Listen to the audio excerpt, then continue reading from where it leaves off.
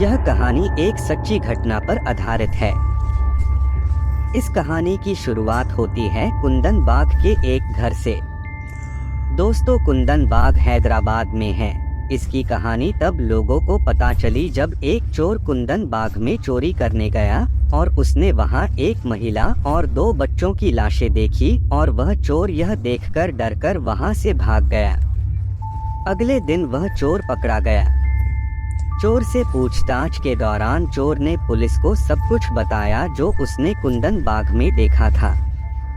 फिर पुलिस ने उन तीनों लाशों का पोस्टमार्टम कराया, जिसमें पुलिस को शक था कि कत्ल चोर ने किया है। परंतु जब पोस्टमार्टम की रिपोर्ट में कुछ ऐसा निकला जिसने पुलिस को भी हिलाकर रख दिया। रिपोर्ट के अनुसार वह लाशें 1-2 दिन पुरानी नहीं बल्कि 6 महीने पुरानी थी और इस लाशों के मरने का कारण जहर था। अब पुलिस इस केस की और बारीकी से जांच करने लगी और आसपास के घरों से पूछताछ करने लगी। आसपास के लोगों ने बताया कि इस घर में 4 लोग रहते थे, जिसमें पति पत्नी और उनकी 2 बेटियां। लोगों ने बताया कि इस परिवार में रोज झगड़े हुआ करते थे और इनके घर से बहुत अजीब-अजीब आवाजें आया करती थी, मानो कोई चीख रहा हो और मदद के लिए बुला रहा हो। लोगों ने आगे बताया कि बहुत बार इस परिवार के बच्चों को एक खून से भरी बोतल के साथ खेलते हुए भी देखा है। लोगों ने कई बार इस घर में तांत्रिक को भी देखा है।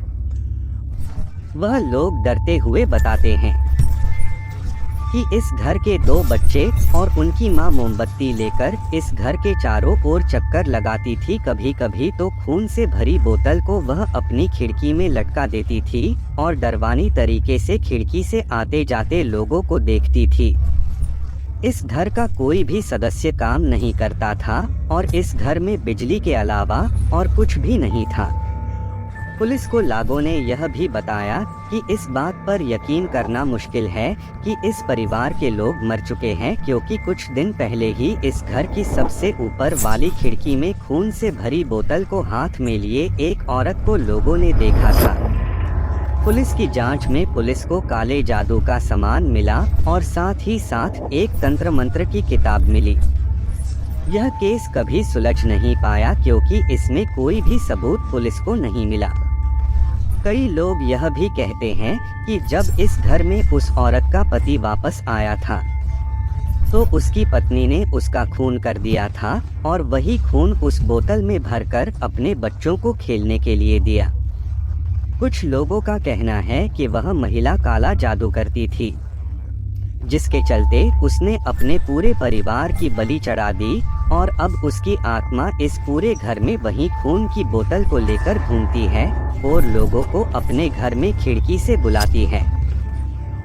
कई लोगों ने इस घर से बच्चों के खेलने की आवाज भी सुनी है और इस घर की बिजली रात में अपने आप चालू हो जाती है। स्थानीय लोगों की शिकायत के बाद इस घर बिजली काट दी गई है।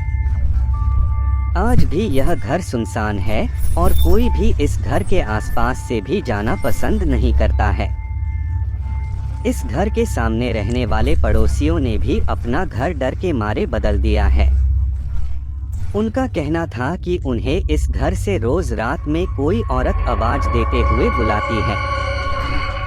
दोस्तों, इस घर के बारे में पहले आपने कभी सुना है? हमें कमेंट करके जरूर बताएं।